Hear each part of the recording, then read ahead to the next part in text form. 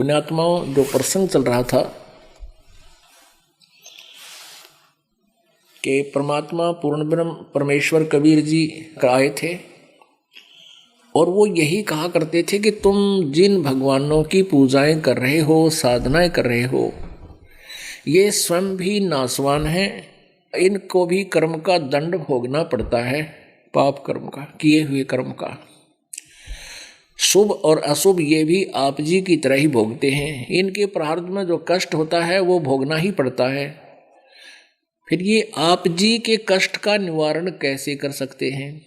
उदाहरणार्थ, जैसे नारद जी ने श्राप दिया था विष्णु जी को, जिसमें नारद जी विवाह कराने के इच्छा से और श्री भगवान विष्णु का रूप मांगा था, हरि रूप मांगा था। विष्णु जी ने उसको दे दिया, वे ठीक है, तुझे तथास्तु हरि रूप दे दिया। बंदर का रूप बन गया। संस्कृत में हरि बंदर को भी कहते हैं। जिस कारण से जब पता चला नारद जी को कि तेरा रूप बंदर का बना दिया विष्णु जी ने, तो उसने श्राप दे दिया। नारद जी ने श्राप दे दिया कि आज मैं अपनी एक पत्नी प्राप्ति के लिए,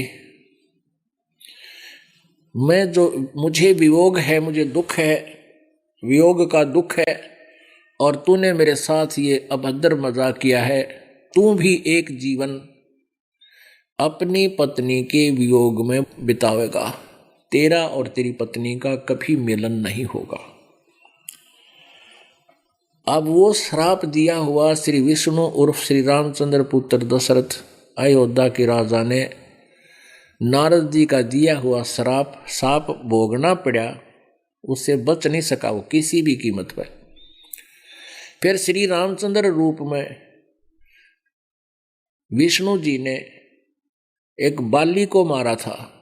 उनका आपस में युद्ध हो गया था और बाली के अंदर एक शक्ति थी कि सामने वाले की 50% पावर वो खींच लेता था, शौक कर लेता था। श्री राम को पता था, उसने एक वृक्ष की ओट लेकर धोखे से उनको मार दिया। युद्ध में आमने सामने खड़े हुए, जब शक्ति क्षीण होने लगी तो वृक्ष की आड़ पकड़ गए। तब बाली को मारा श्री राम उर्फ विष्णु जी ने। उसका टिट फॉर टैट, यानी उसका बदला भी कर्म संस्कार का भोग भोगना पड़ा। विष्णु जी श्री कृष्ण जी बने, यानी राम जी श्री कृष्ण जी बने, और वही जो बाली था वो शिकारी बना, और शिकारी ने श्री कृष्ण जी के पैर में विषाक्त तीर मार कर उनका वध किया। तब श्री कृष्ण जी ने स्वयं कहा कि भाई तेरा और मेरा ये पिछला टिट फॉर टैट था, आज मैंने अपना बदला दे दिया। उधर से दुर्वासा जी ने श्राप दिया था यादव कुल को, इंक्लूडिंग श्री कृष्ण,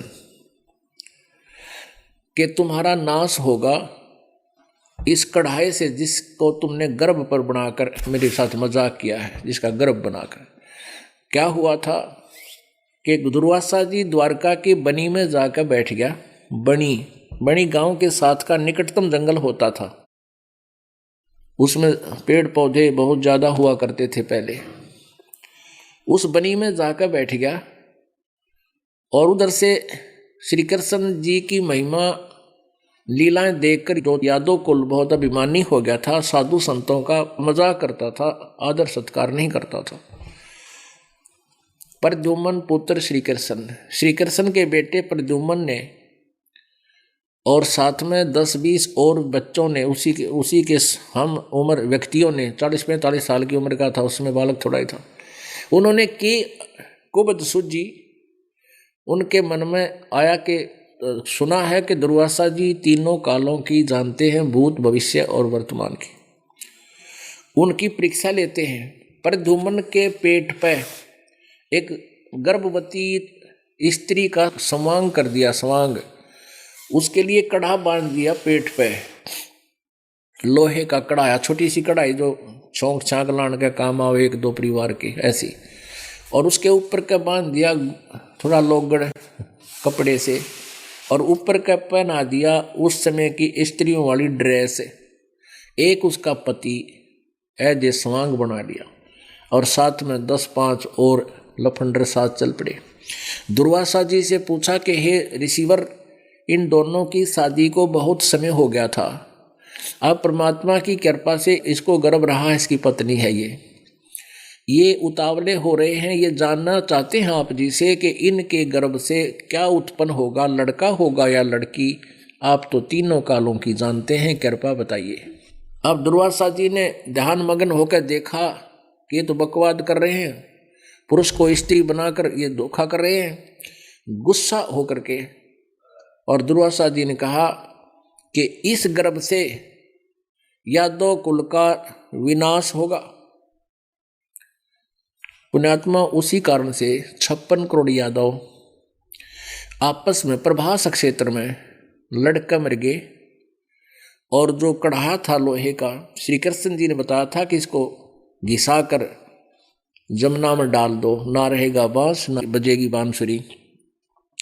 यानी जिससे हमारा नाश होना है और वही उसको हम ही उसका विनाश कर देते हैं। उसका चूरा डाल दिया जमुना के पानी में, बहा दिया, जल प्रवाह कर दिया। उस चूरे का तीखे पत्तों वाला ईंख जैसा घास उग गया इस सरकंडे, और उनके इतने तेज पत्ते हो गए जैसे कुसा देखी होगी, डाब जिसने बोला, उसके पत्ते बहुत तेज होते हैं और उंगली का जरा सा लग जाए ना, टपेटा लगा खींचना चाहो तो काट देगा, और उससे भी तेज धार के तलवार के से पत्ते हो गए। और श्री कृष्ण जी ने बताया था कि तुम्हारा दुर्वासा जी का दिया हुआ श्राप नष्ट हो जाएगा, तुम जमुना में स्नान करके आओ। सभी नर यादव नवजात शिशुओं को भी ले गए श्राप उतारने के उद्देश्य से कि जल में नहाएंगे, जमुना में नहाने से हमारा श्राप उतर जाएगा। प्रभास क्षेत्र विशेष स्थान बताया जहां पर वो चूरा डाला था, वो चूरे के सरकंडे हो गए। तो उस आपस में वहां जाकर वो लड़ पड़े और लड़ते लड़ते सरकंडे निकालने और एक दूसरे को मारे। वो गर्दन पर मारे, तलवार का काम करे, गर्दन धड़ से अलग हो जाए। 56 करोड़ यादव कटका मर गए। श्री कृष्ण जी भी मारा गया उसी के श्राप से। तो पुण्यात्माओं, परमात्मा ये बताते थे कबीर जी, तुम कौन राम का जपते जापम, तात कटे ना तीनों तापम। तुम किस भगवान का जाप करते हो जिससे तुम्हारे 3 ताप भी नहीं समाप्त हो रहे, तुम्हारे आने वाले प्रारब्ध के पाप कर्म भी दुख दूर नहीं हो रहे। तो इन बातों का उस समय तो बहुत दुख हुआ था, क्योंकि हमारे पूर्वज अशिक्षित थे। पुण्यात्माओं, परमेश्वर कबीर जी ने ही आकर के हम काल के जाल में फंसी हुई भोली आत्माओं को यथार्थ ज्ञान देने की चेष्टा की। इन अज्ञानी अनाड़ी स्वार्थी ऋषि महर्षि गुरुओं ने उस यथार्थ ज्ञान को हम तक नहीं आने दिया।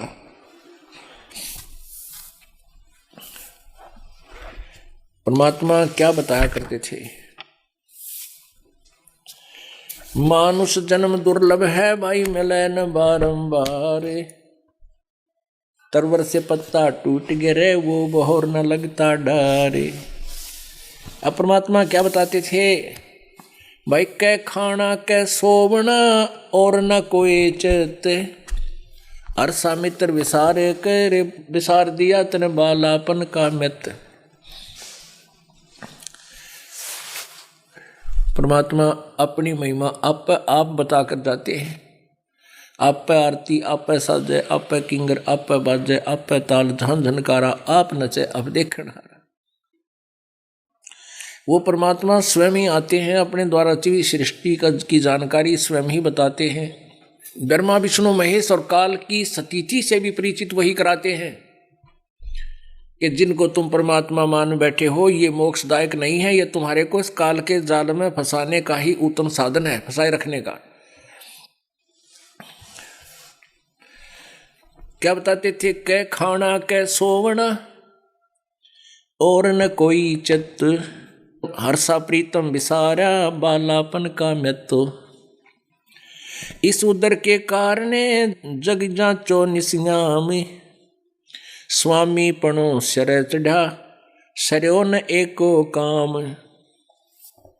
अब क्या बताते हैं कि या तो कोई भक्ति करना नहीं चाहता, और जिसने थोड़ा सा ज्ञान इधर उधर से कर लिया इकट्ठा, कहीं की ईंट कहीं का रोड़ा, वो स्वामी पाक जाता है, महंत बन जाता है, गुरु पद पर बैठ जाता, फिर वो नहीं सुने किसी की, चाहे कुछ भी बने। और जबकि हमने कल्याण के लिए मान बढ़ाई, ये सब त्यागनी पड़ेंगी। जैसे परमात्मा कहते हैं, अपनी वाणी आप ही बताते हैं,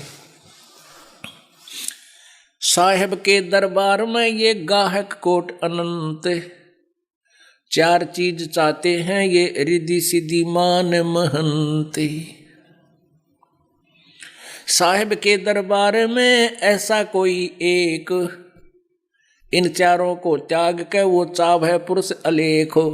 इन चारों को रिद्धि सिद्धि मान महंत स्वामीपना इसने भूल के परमात्मा पाने के लिए ये सब त्यागनी पड़ेंगी। स्वामी होना सोहरा दोरा होना दासे, गड्र आनी ऊन को व बांधी चरे कपासे। अब परमात्मा क्या बताते हैं कि स्वामी होना तो आसान है, 4 श्लोक सीख ले संस्कृत के, 5-7 शब्द सीख ले परमात्मा की वाणी के। श्रद्धालु लोगों में मूर्ख बनाने के लिए, उनको आकर्षित करने के लिए बहुत कुछ है तेरे लिए, लेकिन परमात्मा पाने के लिए दोहरा होना दास। दोहरा होना माने कति विनम्र हो जाना। और जो अपनी मान बढ़ाई में फूले फिरते हैं, वो तो ऐसे हैं जैसे बेड़ के ऊपर ऊन घनी हो जाती है तो वह बहुत मोटी तगड़ी लगे है, और धनी जब उसने उतार लिया ना उसके बाल, वो इतनी दिखा रहा है, उसका अस्थि पिंजर सारा दर आता है। तो परमात्मा कहते हैं कि तू यहाँ, तेरे को 10-20 पर प्रणाम करने वाले हो गए और महाराज जी कहने लगे तो ऐसा है जैसे बेड़ के ऊपर कपास व रुई, और वहां पर काल तार लेगा, फिर जीव का जीव रह जाएगा तू। तो ऐसे ही परमात्मा ने हमें समझाने की चेष्टा की है। इस कलयुग का स्वामी लोभिया ये मनसा धरे बधाए, देवे पैसा ब्याज को फिर लेखा करता जावे। एक ऐसा नकली गुरु था, इधर दादरी के पास एक गांव है, उस गांव में तो वहां उसके पास 75,000 रुपये हो गए। आज तो 25 साल पहले की बात है। उसके पास 75,000 रुपये की कलेक्शन होगी, डिपॉजिट कर रहा था बैंक में, और उसका एक चेला था, उसी के माध्यम से वो जमा करा रहा था। पक्का चेला, बहुत उसके आगे तागे सारी सेवा, उसका खूब सत्कार करे। उस चेले ने स्कीम बनाई, गुरुजी मैं एक मकान बनाऊं हूं और मुझे लोन हुआ नहीं, अभी लोन मैंने अप्लाई कर रखा है, आप मुझे 75,000 रुपये दे दो, आपको 1 लाख दे दूंगा। अब गुरु जी ने सोचा भाई ठीक से ले ले। अब उसने वो मकान बना लिया और रुपये लग गए 2 लाख, 75,000 गुरु जी के लग गए, और लोन लिया था वो भी लग गया। अब गुरु जी मांगे पैसे और चेला बतावे दिन, दोनों का रोड़ा पड़ गया। जैसा कि उसके चेलों ने बताया, दूसरों ने इस दास से, कि फिर आखिर में उस चेले ने वो गुरु जी मरवा दिया। रात ने आश्रम एकला था, तड़के मेरा पाया। अपने आत्माओं परमात्मा ये याद दिलाना चाहते हैं कि ये बीमारी छोड़ कर तो तू साधु संत बना, और वह फांसी फिर गल में गाल ली। बता के संत बना के तू भगत, यानी भक्ति तो आसपास भी कोई ना, कर्म भी बिगाड़ दिए, जनसाधारण से भी गिर गया। कहते कलयुग का स्वामी लोभिया, गुरु जी लोभिया, मनसा रहे बंधाए, यानी अपनी इच्छाओं को बढ़ाए रहता है। देवे पैसा ब्याज को फिर लेखा करता जावे। कल का स्वामी लोभिया ये पीतल धरे खटाए, राजद्वारे यूं फिरे जो हरियाई गाए।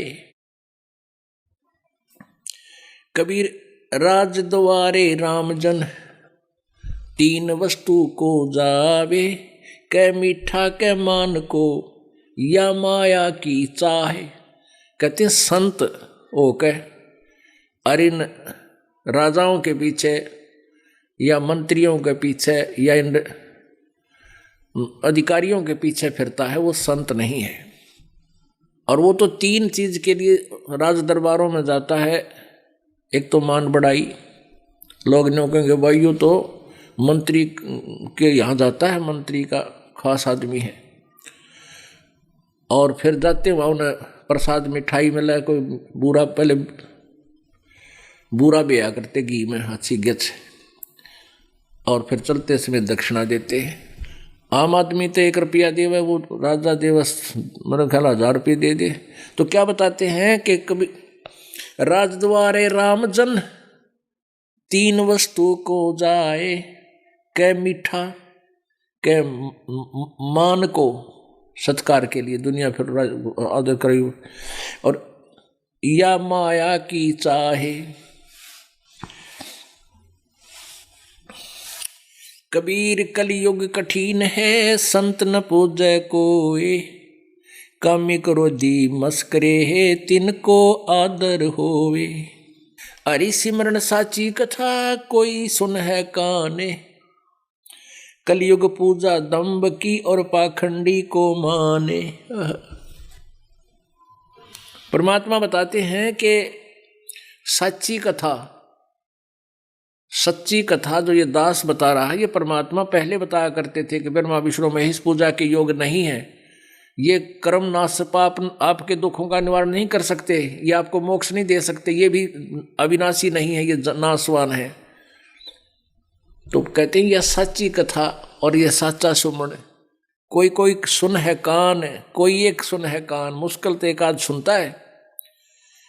और कलयुग पूजा दंभ की, भाई पाखंडी को मान। कलयुग में पूजा पाखंडी की और दंभ की और पाखंडी की इज्जत होती है।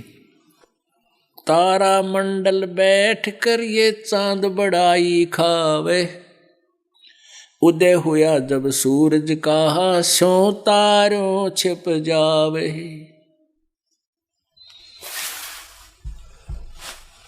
परमात्मा परमेश्वर कबीर जी कहा करते थे कि जब मेरा ज्ञान प्रकाश में आएगा, उसमें आप जी का ज्ञान, जो आप जी वेदों पुराणों, वैसे तो वेदों और पुराणों के विपरीत ज्ञान ही ये ब्राह्मण लोग, गुरु ऋषि दिया करते थे, फिर भी वो ब्रह्म को सुप्रीम पावर बताते थे, ब्रह्मा विष्णु महेश को भी अजर अमर बताते थे, 3 लोक के भगवान भी बताते थे, रजगुण सतगुण तमगुण भी बताते थे। परमेश्वर कबीर जी कहा करते थे कि जब मेरा ज्ञान, ये तत्व ज्ञान रूपी सूर्य उदय होगा, आप जी का ज्ञान और आपके भगवान ऐसे छिप जाएंगे जैसे तारा मंडल बैठकर चांद बड़ाई खावे, उदय हुआ जब सूरज का, स्यों तारों छुप जावे। चांदनी यानी फुल मून नाइट बोलते हैं, फुल मून नाइट यानी पूर्णमासी चांदनी रात्रि, और चांद बहुत सुंदर लगता है और चंद सितारे भी बहुत अच्छे लगते हैं, और तारामंडल के अंदर चंद्रमा बहुत सुंदर लगता है, सबसे प्रकाशमान दिखता है। कहते हैं जब सूर्य उदय होगा, जब देखना, जो चांद एक इतना प्रकाशित लगता था, सबसे ज़्यादा प्रकाशमान लगता था, और जब सूर्य उदय हो जाएगा तब देखे तो बिना दिखे कहाँ गया वो, उसका प्रकाश उसके सामने इतना फीका हो जाएगा। तो परमात्मा परमेश्वर कबीर जी कहा करते थे जब मेरा ज्ञान और मेरी महिमा प्रकाश में आएगी, सूर्य उदय होगा, ये उस समय जो तुम्हारा ज्ञान और ये भगवान ऐसे फीके हो जाएंगे। श्रीमद् भगवत गीता अध्याय नंबर 2 श्लोक नंबर 46 यानी 46 में गीता ज्ञान दाता स्वयं कहता है, ये काल के जब तत्वदर्शी संत तुम्हें मिल जाएंगे, वो तत्व ज्ञान बतावेगा। तत्व ज्ञान से फिर आपको सभी भगवानों की स्थिति का परिचय हो जाएगा। उसमें आप जी के मन की स्थिति ऐसी हो जाएगी जैसे बहुत बड़े जलाशय की प्राप्ति के उपरांत जैसी आस्था छोटे जलाशय में व्यक्तियों की रह जाती है। पुण्यात्माओं, जिसमें ये गीता जी का ज्ञान प्रदान किया जा रहा था, उस समय जलाशयों से, तालाबों से, जोहड़ों से जीव निर्वाह चलता था मनुष्य का, सभी प्राणियों का। वर्षा हो जाती थी, दूर दूर से पानी आकर के एक तालाब का रूप धारण कर लेता था। उस तालाब के आसपास 20-30 झोपड़ियां डाल लेते थे। पहले ऐसे छोटे छोटे गांव नगर हुआ करते, 50 घर हो गए, 20 हो गए, और सारा जीवन उसी से नहाने के लिए जल लेते थे तालाब से, उसी से पीने के लिए, उसी से कुछ थोड़ी बहुत सब्जी बोल लेते, उसी से सिंचाई करते थे। कहने का भाव ये है कि यदि 1 वर्ष वर्षा ना हो तो उस तालाब का जल सूख जाता था, और 2 वर्ष वर्षा ना हो तो अकाल पड़कर वो सभी नष्ट हो जाते थे, उसके आश्रित प्राणी, व्यक्ति भी, प्राणी भी। और उन व्यक्तियों को जो केवल एक तालाब, छोटे से जलाशय पर आश्रित है, उनको बहुत बड़ा सरोवर मिल जावे, इतनी बड़ी झील मिल जावे, उसका पता लग जावे कि जहाँ 10 वर्ष भी वर्षा ना हो तो भी उसका जल ना सूखे, तो उस समय उन प्राणियों की आस्था उस छोटे जलाशय में जैसी रह जाती है। पुण्यात्मा, उनको वो जलाशय का जल, छोटे जलाशय यानी तालाब का जल बुरा नहीं लगता, लेकिन वो सफिशिएंट नहीं है, वो पूर्ण उनका सब कार्य पूरे नहीं कर सकता, उनके लिए पर्याप्त नहीं है। वो तो काम चलाऊ सरकार है, वो तो काम चलाऊ था। वर्षा होगी तब जल इकट्ठा हो गया, ना होगी तो मर गए। और उस तालाब, उस झील के ऊपर 10 वर्ष भी वर्षा ना हो तो भी जल उसमें समाप्त नहीं होता, तो वो तुरंत उसको त्याग कर उस बड़ी झील की शरण ले लेते हैं। तो पुण्यात्माओं, आज जो बुद्धिमान व्यक्ति हैं, जिनके पिछले शुभ संस्कार अधिक हैं, वो इस ज्ञान को सुनते ही और तुरंत उन पूजाओं को, उन देवताओं को, उन भगवानों को, उन जलाशय को तुरंत त्याग के, कौन किन को, जो स्वयं नाशवान है, जो स्वयं भी मरेंगे तो आपकी कैसे रक्षा करेंगे, जो स्वयं भी अपने कर्म का दंड भोगना ही पड़ता है, वो प्रारब्ध में परिवर्तन नहीं कर पाते, तो आपको सुख कैसे देंगे। श्री कृष्ण का जीवन देख लो, सारा जीवन दुख में भरा रहा। जन्म जेल में, माँ बाप जेल में, बाहर आया तो मामा दुश्मन, जरा सिंह, शिशुपाल, चाणोर, कभी कोई उनके पीछे पड़े हुए। पर भगवान ने यहाँ के जो राम थे आपके श्री कृष्ण, उनने यहाँ से मथुरा त्याग कर और उस समुद्र में जाकर शरण दी। वहाँ एक टापू देखकर वहाँ अपना नगर बसाया, सब यादों को वहाँ ले गया कि कौन लड़ाई मूर्खों के साथ रोज यहाँ पर। और फिर अंत क्या हुआ श्री कृष्ण जी का, पूरे यादों का क्या अंत, जिसके सामने अब जैसे अभी तक ये धारणा है हमारी कि हमारा कुल चले और हमारा बच्चे हों, हमारा कुल चले, खानदान बढ़े, हमने बड़ी खुशी हो, और जिसके सामने सारा कुल मारा गया, श्री कृष्ण बाद में मरे, पहले 56 करोड़ यादव उनके सामने कट कर मर गए। किसी व्यक्ति का 5 बेटे हैं और एक बेटा मर जा, टक्कर मारा वो उसकी दुख में, और 2 मर जा तो जमा रो का अंधा हो जाता है, और 5 मर जा तो उसकी स्थिति वो जान सके जिसके लिए बीतता है। और श्री कृष्ण जी के पोते और पड़पोते और सारा रिश्तेदार, खानदान सारा नष्ट हो गया, और श्री कृष्ण जी भी देख रहा है। एक बुढ़िया रोए थी, न बोली एक बेटा मर गया, 2 पोते मर गए एक्सीडेंट में, हे भगवान ये दुख देखने खातिर मैं क्यों जिंदा रहेगी, पहले क्यों ना मर गई। यानी जो बाद में बुजुर्ग जीवित है उसके सामने कुल मरण लग रहा है, वो सुखी नहीं हो सकता। तो पुण्यात्मा यहाँ क्या बताते हैं, तारा मंडल बैठ कर ये चांद बढ़ाई खावे, उदय हुए जब सूरज का ये स्यों तारों छिप जावे। अब परमेश्वर के ज्ञान के सामने अब वेद ज्ञान, पहली बात तो जो वेदों का ठेका ले रहे थे उन्हें वेदों का ज्ञान नहीं था।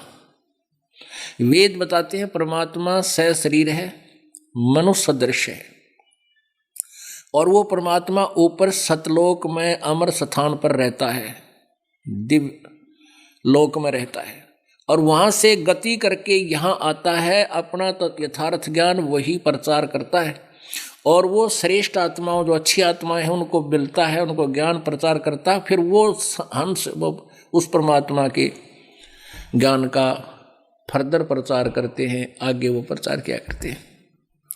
तो वो परमेश्वर कौन है? आज तक ये लीला किसने की? कबीर देव ने, काशी में आए उस जुलाहे ने, उस सर्वशक्तिमान ने जितनी बार भी वह प्रकट हुए हैं इसी तरह हुए हैं जैसे वेद बताते हैं। तो इन वेदों के ज्ञाताओं को, वेदों का जो, वेदों को कहते थे हम वेद जानते हैं, वेदों को सत्य मानते हैं, उनको वेदों का ज्ञान नहीं था। वेद बताते परमात्मा सहशरीर है, वो निराकार बतावें, और वेद बताते हैं परमात्मा एक देशीय है, वो कहते हैं एक देशीय है नहीं, एक स्थान पर नहीं रहता। और वो बताते हैं कि वेदों में कहीं नहीं लिखा कि पाप नाश हो जाते हैं, प्रारब्ध के कर्म कट जाते हैं, पाप कर्म नष्ट हो जाते हैं, जबकि वेद बताते हैं परमेश्वर की साधना से घोर पाप का भी नाश हो जाता है। तो पुण्यात्माओं, इस यथार्थ ज्ञान को प्रभु ने 600 वर्ष पहले परमेश्वर ने स्वयं आकर बताया था। जब ही सत्य नाम हृदय धरो, भयो पाप को नाश, जैसे चिंगारी अग्नि की भाई पड़े पुराने घास। जैसे चिंगारी अग्नि की, और जो लाखों टन सूखा घास पड़ा उसमें एक माचिस की तिल्ली लगा दे या आग सलगा के उसमें डाल दे, हवा चले, बक्कड़ पाटे, सब जलकर नष्ट हो जावे है, और चला हुआ उस राख को भी इधर उधर फेंक देती है। तो पुण्यात्माओं, परमात्मा परमेश्वर कबीर जी कहते थे, जब जो नाम हम देंगे, जो यथार्थ मंत्र है, सत्य मंत्र है, उसकी साधना से आपके पाप, संचित पाप, प्रारब्ध के कर्म ऐसे जल जाएंगे जैसे पुराने घास में एक माचिस की सीख डाल दी जाती है। इस सतनाम ऐसा आग लगा देगा। जिनको ज्ञान नहीं उनके विषय में क्या बता रहे हैं भगवान? पद गावे मन हर्ष के, पद गावे मन हर्षिया और साखी कहा आनंद, राम नाम जान्या नहीं गल में पड़ गया फंद, करता दिसे कीर्तन ऊंचा कर कर तोड़े, जाने बुझे कुछ नहीं यो ही अंधा ढूंढे। अब क्या बताते हैं कि ये कीर्तन करते हैं, जागरण करते हैं, ये बड़े सुरीली आवाज में ऊपर न मुँह कर बड़ी लय लगाओ है नो, कोती कान को नाम सारे सुर मिला के, के नाम का पता नहीं, बांडे बे मतलब जो मंत्र से, मंत्र जैसे कोई रोग के बारे में बता रहा तुझे, ये रोग है औषधि खा ले, ये रोग है औषधि खा ले। अब औषधि है नहीं। पुण्यात्मा, जो ये बताने वाले कि भगवान की भक्ति करनी चाहिए, परमात्मा की भक्ति से दुख दूर होते हैं, सभी सत्संग में संत बता देते हैं, लेकिन उनके पास वो जड़ी नहीं, वो मंत्र नहीं, तो कहते वो तो बेमतलब अपना वैसे ही वो समय वेस्ट कर रहा है। पद गाया मन हर्षिया साखी कहो आनंद, राम नाम जान्या नहीं यों ही अंधा रूंडे, नाचे गावे पद कहे और ना ही नाम से हेत, कहे कबीर क्यों नीप जाइयो बीज बेहू ना खेत। अब खूब बढ़िया गाँव है, ये आपने देखा होगा, और संत खड़े होकर नो डांस करने लग जाएंगे, क्यों न तो रे जाने तो मतलब सांगी हैं, वो संत थोड़े हैं, उन्हें तो दो तरीके से ये भोली आत्मा पीछे लग गए रहे, वही अपना ले। परमात्मा बताते हैं, नाचे गावे पद कहें और नाम न चिन्ह हेत, परमात्मा के नहीं नाम से हेत, वो सच्चा नाम, उसकी लगन नहीं, उसकी प्राप्ति नहीं उनको। कहे कबीर क्यों नीप जय वो बीज बेहू ना खेत, खेत समार दिया। जैसे आप जी सत्संग में जाते हो और संत जिनको आप गुरु मानकर जाते हो, परमात्मा की वाणी और सुनाए सुनाए लोकवेद से इतना तो बता ही देते हैं, मनुष्य जीवन भगवान ने इसीलिए दिया है, भक्ति करनी चाहिए, मनुष्य जीवन बार बार प्राप्त नहीं होता, ये बातें तो आपको प्रेरित वो कर देते हैं, लेकिन नाम उनके पास है नहीं।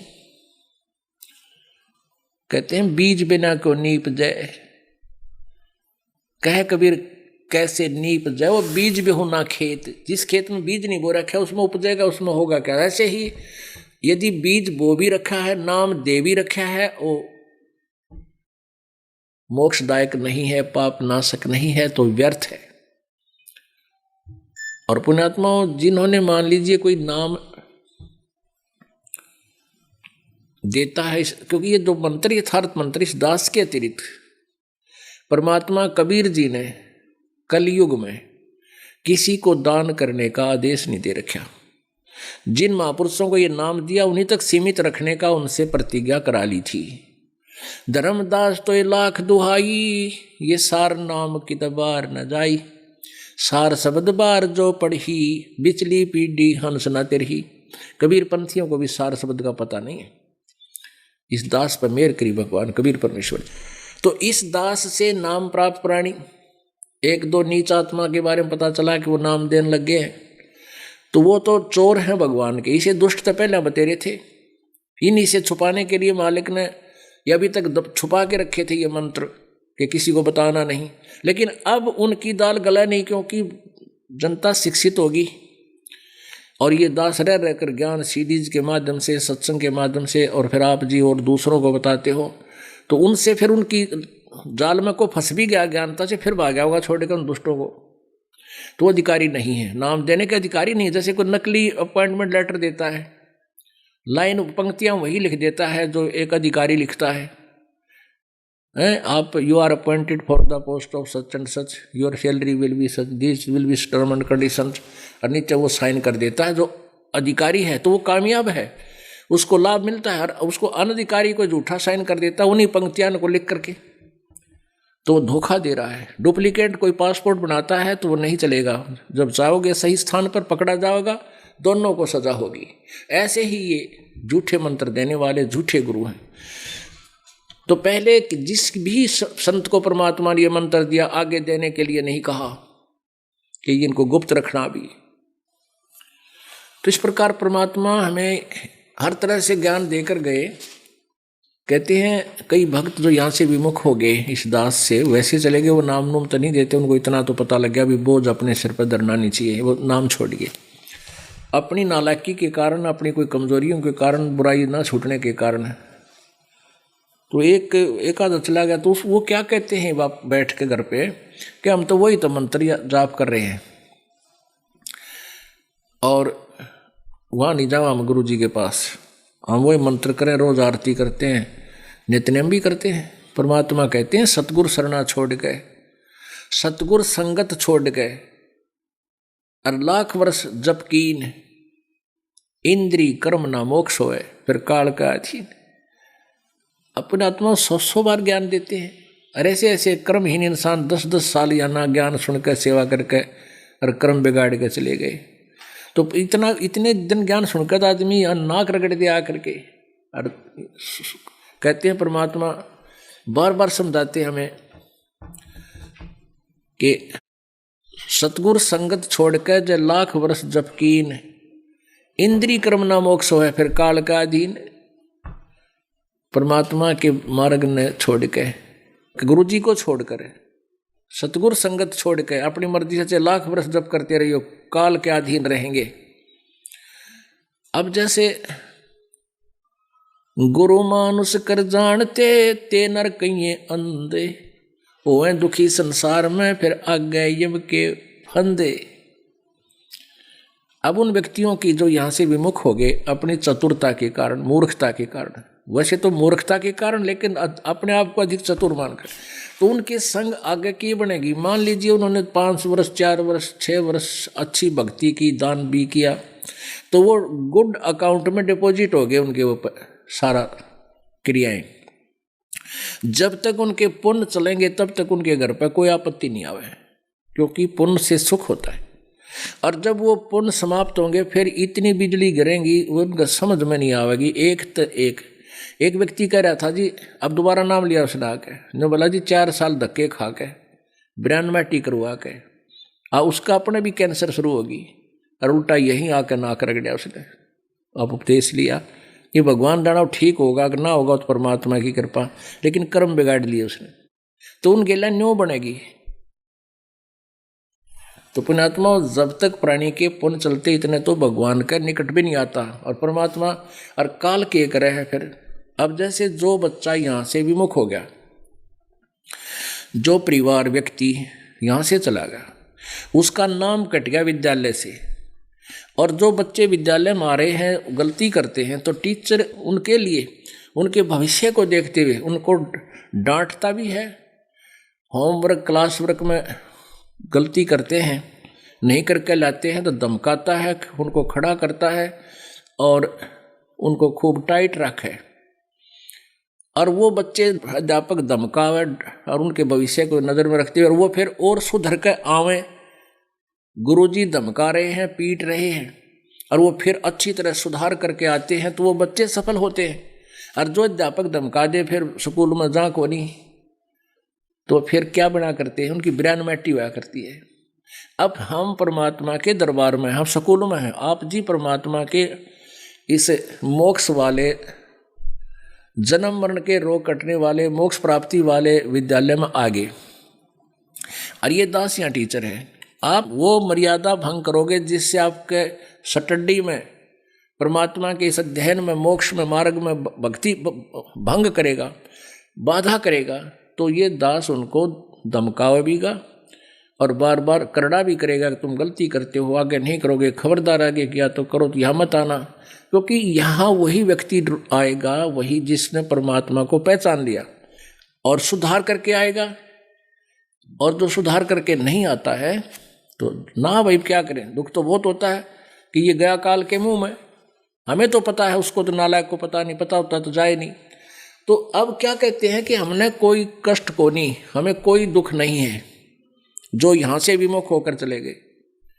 और हम वही मंत्र करते हैं, उसी तरह आरती करते हैं, जोत लगाते हैं, हमें कोई कष्ट ही नहीं है। अब अपने आत्माओं, जब तक आप यहाँ आते रहे वो व्यक्ति तो हमें 100 बार बताते थे, आज पोते का न्यू हो गया, आज पोती का यह गड़बड़ होगी, आज लड़के का नुकसान हो गया, और ई भी नो के हमारा कोई नुकसान ना होता, हम वहाँ से छोड़ के आएंगे। उसका क्या कारण है, जैसे बच्चे स्कूल में आते हैं, अध्यापक टाइट रखता है, और जो स्कूल में नहीं आते छोड़ के विद्यालय में, वो चाहे गजा बारी लो, टीचर ने क्या लेना देना, अंडे का धके खानता, आगे पता लग जाएगा उसको। तो वो टीचर फिर उन्हें उड़ा धमकाना जा, तू गधे पे क्यों बैठा है, वो तो मजे ले रहा है, वह ठाठ हो रहे हैं मेरे। तो वो लोग गधा पे बैठ गए, जो न्यू कहेंगे हमारा कोई दुख नहीं है। तो परमात्मा उन्हीं को सेट रखता है, थोड़ा बहुत कष्ट भी रखता है, ताकि ये भगवान के चरणों में पड़े रहें। तो इस प्रकार हमने अपने इस मार्ग को सुचारू रखना है। अब क्या बताते परमात्मा, जाके हृदय हरि नहीं और शिष्य शाखा की भूखे, सो नर उभा सुख सी जो बनदा जारूखे। कहते हैं जिसके हृदय में भगवान की प्राप्ति की का उद्देश्य नहीं और शिष्य शाखा की भूख, चेले बनाने की भूख है, वो अंत में उसकी वाह दुरुति होगी। जैसे वन में आग लाग जाए, जड़े पाछे रूख टूंड खड़े रहा करें, ऐसी स्थिति हो जाएगी उन लोगों की लास्ट में। शिष्य शाखा संसार गति, सेवक प्रत्यक्ष काले, बैरागी छावे मड़ी ताको मूल न डाले।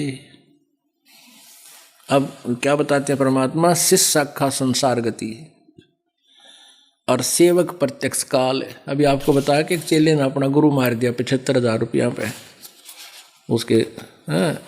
तो कहते हैं ऐसे जो व्यक्ति बकवाद करते हैं, परमात्मा से विमुख हैं, नाम उनके पास है नहीं, ढोंग संत का कर लिया किताब बैठ के जाकर डेरा में, तो वो सेवक तो उसके काल है, प्रत्यक्ष काल।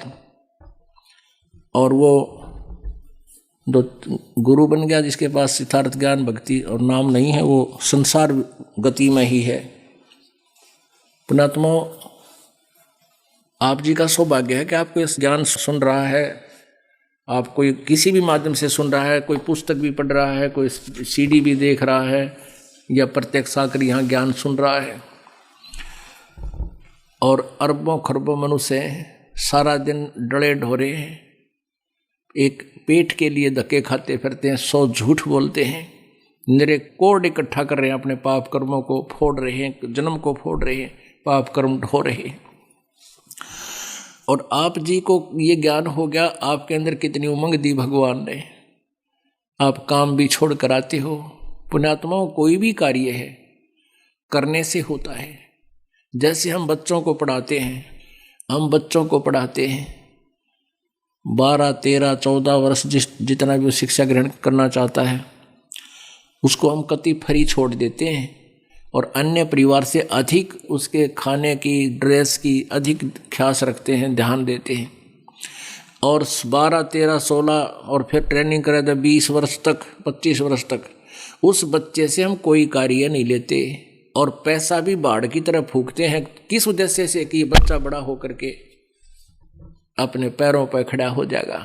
25-20 वर्ष के बाद वो लड़का या लड़की 2 रोटी के ब्योंत उसका होगा। अब हम क्या करते हैं, ज़्यादा अच्छी शिक्षा, इंजीनियर, डॉक्टर हैं या कोई IAS IPS बना देते हैं। किस उद्देश्य से कि ये घने धन इकट्ठा करेंगे, बड़ी कोठी बनाएंगे, टी टी करते कार मचा लेंगे। ये उसका दुश्मन होगा आखिर में, क्योंकि उसमें मान बढ़ाई आ जाएगी, माया की हवस बढ़ती चली जाएगी और होगा वही जो उसके भाग्य में है, पहले पूर्व निर्धारित है, वही बच्चे इन पोस्ट को प्राप्त होते हैं। ना तो सभी इसी उद्देश्य से पढ़ते और पढ़ाते हैं। तो हम परमात्मा के विधान को भूल गए, अपनी जीव संज्ञा सोच से हम नरे निकम्मे हो गए, हम अपने हिसाब से पापी हो गए, माया पुजारी हो गए, आपस में द्वेष हो गया, चतुर हो गए। तो इस सारे दोष को समाप्त करने के लिए हमने परमेश्वर कबीर जी के इस अध्यात्म ज्ञान की अति आवश्यकता है। इस अध्यात्म ज्ञान के सुनने के बाद फिर परमात्मा की तरफ रुचि भी बढ़ेगी और शांति भी होगी। तो इसके लिए अब ज़्यादा से ज़्यादा समय भगवान के लिए निकालो। जो इस ज्ञान को समझ चुके हैं वो तो अपना सिर पर पैर रख लिया उन्होंने, तो दास देख रहा है, सत्संग में भी आते हैं, सेवा भी करते हैं, बाकी समय में भी आते हैं। और फिर यदि वो नियम में रह रहे हैं तो देखना उनकी क्या मौज करेगा परमात्मा, यहाँ भी सुख देगा।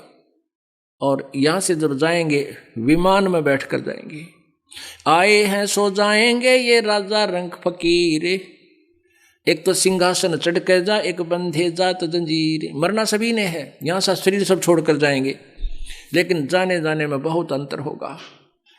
एक तो परमात्मा आकर लेकर जाएगा इस दास के रूप में, कहो बैठो बैठो ये जहाज जा रहा है, और तुरंत आप जी उसमें चढ़ जाओगे, आपको पता भी नहीं लगेगा हमारी मृत्यु हुई है या हम कहीं सत्संग सुनने जा रहे हैं गुरु जी के साथ।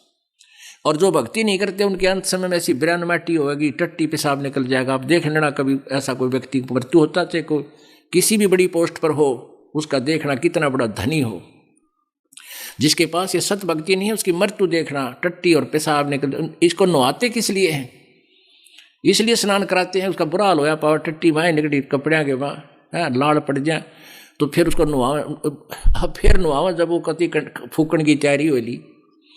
कहने का भाव ये है कि जो वो तो क्यों डरते हैं, क्योंकि यम के दूत इतनी भयंकर आकृति दिखाते हैं उसको शरीर छुड़वाने के लिए, ना फिर सीधे बाले ठोकर अंदर से वो भयभीत होकर के उस टट्टी पेशाब निकल जाता है। जब वो डरता हुआ उस शरीर को छोड़कर भागने की चेष्टा करता है, फिर उसकी बाजू पकड़ लेते हैं सूक्ष्म शरीर में वो यम के दूत। और जो परमात्मा आते हैं, जो परमात्मा की भक्ति करते हैं, उनको परमात्मा विमान में बैठा कर लेकर जाएगा। कहते सतगुरु सरना आकर फिर धर्मराज डर कैसा, यम के दूत भी निकट नहीं आ सकते। एक भक्त बता रहा था जी, मैं सपने में मर गया, यम के दूत आए मुझे लेकर चले। मैं बोला रखी चले भाई, चल सत्संग में चलाएंगे। मैं उनके साथ हो लिया।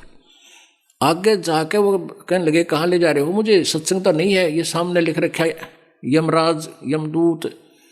मैं बोला तुझे धर्मराज के पास पेश करेंगे, फिर तेरा बकल तारेंगे।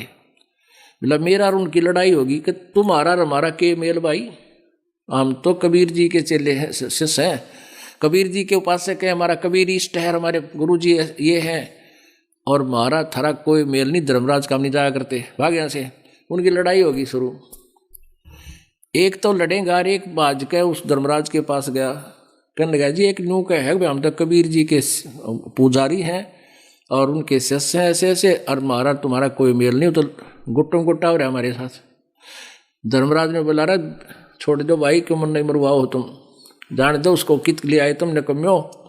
कहते जब वो छोड़ दिया उन्होंने, वो दूसरा ही बाज गया।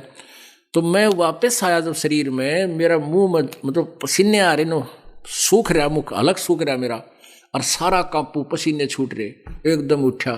कहते कम से कम 2-3 गिलास तक पानी पिए, जब शरीर शांत हुआ, फिर मेरा जचीरा में तो मर गया था सचमुच। और वो ज्ञान काम आ गया कि भाई हम परमात्मा के बच्चे हैं, हमारा तेरा कोई मेल नहीं। परमात्मा कहते सतगुरु शरण में आकर धर्मराज डर कैसा, इन काल के दूता जक रखे है। बोलो सतगुरु देव। परम पिता परमात्मा पूर्ण ब्रह्म, सारी सृष्टि के रचनहार, कुल मालिक कबीर देव जी, कबीर साहिब जी की असीम कृपा से आप जी को यह सत्संग सुनने को प्राप्त हुआ। वो पुण्यात्मा है जो सत्संग सुन रहे हैं। आज के कलयुग में किसी भी व्यक्ति को फुर्सत नहीं है, किसी भी व्यक्ति के पास टाइम नहीं है। ऐसे समय में आप जी के पास टाइम है, परमात्मा ने आप पे रजा की है। इस काल के जाल को आपके हृदय में उतार दिया, आप समझ चुके हो। लेकिन आप जी के पूर्व जन्म के संस्कार, आप जी के पूर्व जन्म के जो पाप हैं, जन्म जन्मांतर के, वो अत्यधिक हैं, कम नहीं है। और आप जी के पास भक्ति, शक्ति, पुण्य, ये कलयुग में पहुंच जाने के कारण बिल्कुल अक्षीण हो चुके हैं। क्योंकि सतयुग, त्रेता, द्वापर में ये पुण्यात्माएं अपने पुण्यों को समाप्त कर देती हैं। उन तीनों युगों के अंदर प्राणी ज़्यादा दुखी नहीं होते। सतयुग के अंदर लाख वर्ष की आयु होती है मानव की। अब विचार करो पुण्यात्माओं, वो लाख वर्ष का जीवन भी हम सभी ने जिया है, मनुष्य जीवन। और वो समय जो शरीर स्वस्थ, शांत मन, राग द्वेष बहुत ही कम सतयुग में, तो उस समय भी हम रहे। सतयुग के अंदर एक विशेषता बताई है कि पत्नी से पहले पति की मृत्यु नहीं होती, पिता से पहले पुत्र की मृत्यु नहीं होती, और भी शारीरिक कष्ट, मानसिक परेशानियां नाम मात्र होती हैं। 1 लाख वर्ष का जीवन मनुष्य का, अब तो हम 60, 70, 75 तक पहुंच जाते हैं तो शुक्र मनाते हैं। और इतने कष्ट शरीर में आ जाते हैं, इतने प्रकार की व्याधाएं शरीर को घेर लेती हैं इस कलयुग में। तो अब तो हम ये सोचते हैं परमात्मा मृत्यु तो हो जा पर ठीक ठाक हो जा। पहले तो हम जब तक युवा होते हैं, 50 साल तक रहते हैं, तो न्यों सोचा है मरा नहीं, और न्यों मन में हो कभी नहीं मरेंगे। और जब ये 70 पार कर जाता है ये प्राणी कलयुग में, फिर तो इसको कभी गोड्या में दर्द, कदे सिर भड़का, कभी दांत कंडम हो जाते हैं, कभी कोई और बीमारी, कदे गोड्डे ना उठ चले, कई प्रकार की व्याधाएं घेर लेती, आंखों से दिखे नहीं, शरीर अस्थि पिंडर मात्र रह जाता है। फिर पता चलता है कि वो व्यक्ति ऐसी बीमारी से ग्रस्त है, वृद्धावस्था में भुगत रहा है। किसी की कथा सुनते हैं कि वो इतने दिन तक भुगत कर, तड़फ कर, हाहाकार मचा के मृत्यु को प्राप्त हुआ। तो आज कलयुग में फिर हम ये सोचते हैं परमात्मा ठीक ठाक मर जावा, मरने की कोई ऑब्जेक्शन नहीं रहता, फिर बहुत ही कम। ये आशा तो होती है कि अभी ना मरे, अभी शायद और भी जीवन हो, लेकिन ज़्यादातर ये समस्या आ जाती है परमात्मा ठीक ठाक जीवन, ये सांस पूरे हो जा, हमारा समय पूरा हो। और जब हम सतयुग में थे, सतयुग में तो आखिरी सांस तक भी जीव बहुत ही स्वस्थ रहता है, बहुत आसानी से शरीर छोड़ जाता है। पिछले पुण्य इतने अच्छे होते हैं। जैसे आप जी ने एक आध प्राणी यहाँ भी देखा होगा कि ना वो भक्ति करता होता है, ना कोई धर्म पुण्य करता होता है, और मृत्यु 50, 60, 65 साल की उम्र में ऐसे हो जाती है कि श्याम न सोया था सवेरा मेरा पाया। बहुत आसानी से, कोई तकलीफ नहीं, कोई कष्ट नहीं, कोई रोग नहीं था, तो मृत्यु को प्राप्त हुआ। उसको कोई दुख नहीं आया क्योंकि उसके पिछले पुण्य थे, लेकिन वो सारे फिनिश हो गए, खत्म हो गए। अगले जन्म में वो किसी पशु योनि में जाओगा, फिर चैन का काम में कोई नहीं, नरे कष्ट पे कष्ट आएंगे। तो कहने का भाव ये है कि हम लाख वर्ष जीवन भी जीकर हम इस संसार में मानव रूप में रहे हैं। फिर त्रेता के अंदर 10,000 वर्ष तक जो है जीवन रहता है, और त्रेता में 1000 वर्ष तक, स्टार्ट जहाँ से होता है 1000 तक, और एंड होता है वहाँ 200 से 300 200 तक जीवन रह जाता है द्वापर का। कलयुग 200, 250, 300 से शुरू होता है और अंत उसका 15-20 वर्ष पर समाप्त हो जाता है।